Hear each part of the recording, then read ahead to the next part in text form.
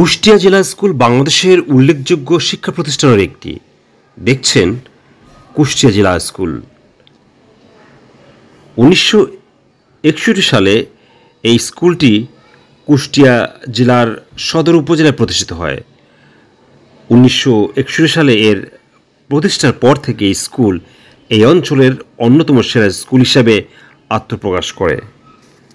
আপনারা ভিডিওতে কুষ্টিয়া জেলা স্কুল দেখছেন। কুষ্টিয়া শহরের প্রাণকেন্দ্রে কুষ্টিয়া ঝিনাইদহ মহাসড়কের পূর্ব পার্শ্বে মজমপুরে এই বিদ্যালয় অবস্থিত, যার দক্ষিণ প্রাচীর ঘেঁষে রয়েছে সার্কিট হাউস।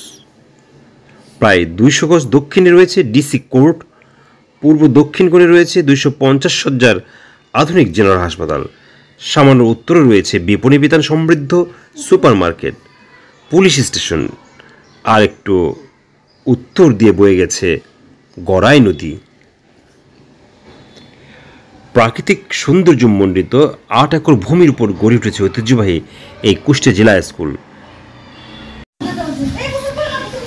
কুষ্টিয়া জেলা স্কুলে তৃতীয় শ্রেণী থেকে দশম শ্রেণী পর্যন্ত শিক্ষা কার্যক্রম চলমান।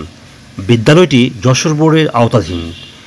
কুষ্টিয়া জেলা স্কুলে 2টি শিফট রয়েছে, প্রভাতী এবং দিবা।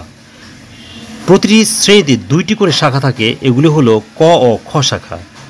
2 শিফটের এই বিদ্যালয়ের বর্তমান ছাত্র সংখ্যা প্রায় 2359 জন এবং প্রধান ও সহকারী প্রধান শিক্ষক সহ মোট শিক্ষক সংখ্যা 54 জন। বেতন সাধারণত মাসিক হিসেবে নেওয়া হয়। সরকারি বেতন 6 থেকে 15 টাকা ক্লাস ভিত্তিকভাবে বাড়তে থাকে। দেখছেন সিলেট সরকারি পাইলট উচ্চ বিদ্যালয়। সিলেট সরকারি পাইলট উচ্চ বিদ্যালয় হল বাংলাদেশের 4র্থ প্রাচীনতম বিদ্যালয় এবং একই সাথে ভারতীয় উপমহাদেশের প্রাচীন বিদ্যালয়গুলির মধ্যে অন্যতম। এটি 1836 খ্রিস্টাব্দে স্থাপিত হয়। বিদ্যালয়টি সিলেট জেলার সুরমা নদীর তীরে কালীঘাটে অবস্থিত। 1991 সাল থেকে এটি 2 শিফট দিবা ও প্রভাতী, 1 জন প্রধান ও 2 জন সহকারী প্রধান শিক্ষক সহ মোট 55 জন শিক্ষক নিয়ে পরিচালিত হয়। 1883 সালের ইস্ট ইন্ডিয়া কোম্পানির শাসনামলে লর্ড ব্যান্টিক এই অঞ্চলের মানুষ যেন সঠিকভাবে ইংরেজি বলতে পারে সেই লক্ষ্য এই বিদ্যালয়টি স্থাপনের নির্দেশ দেন। 1841 সালে এখানে মাত্র 41 জন ছাত্র পড়াশোনা করত। এরপর র্যাভেন্ডার প্রাইস প্রধান শিক্ষক হিসেবে বিদ্যালয়টির দায়িত্ব নেন এবং বিদ্যালয়টিকে একটি মিশনারি বিদ্যালয়ে রূপান্তর করেন। তখন বিদ্যালয়টি রেভারেন্ড প্রাইজের কাছে হস্তান্তর করা হয়। 1869 সালে বিদ্যালয়টির নাম পরিবর্তন করে সিলেট সরকারি পাইলট উচ্চ বিদ্যালয়ের নামকরণ করা হয় এবং রায় সাহেব দুর্গা কুমার বসুকে বিদ্যালয়টির প্রধান শিক্ষক হিসেবে নিয়োগ দেওয়া হয়। 1897 সালের ভূমিকম্পে বিদ্যালয়টি ধ্বংসপ্রাপ্ত হয় এবং পরবর্তীতে বিদ্যালয়টি সরিয়ে বর্তমানে যে স্থানে রয়েছে কালীঘাট সেখানে স্থানান্তর করা হয়। 1903 সালে রায় সাহেব দুর্গা কুমার বসু স্বেচ্ছায় অবসর গ্রহণ করলে বৈকুণ্ঠনাথ ভট্টাচার্য বিদ্যালয়টির প্রধান শিক্ষক হিসেবে দায়িত্ব গ্রহণ করেন। 1918 সালে আরও একটি ভূমিকম্পে বিদ্যালয়টি ধ্বংসপ্রাপ্ত হয় এবং 1919 সালে বিদ্যালয়টি পুনঃস্থাপিত হয়।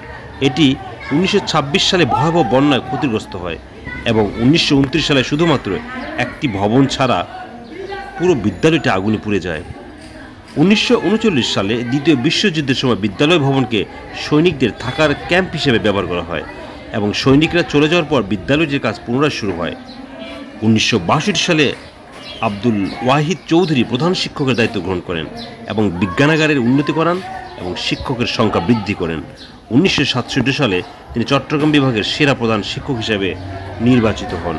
একই সালে বিদ্যালয়টির আমূল পরিবর্তনের কারণে তমাগাই খেদমাত পুরস্কার দেওয়া হয়।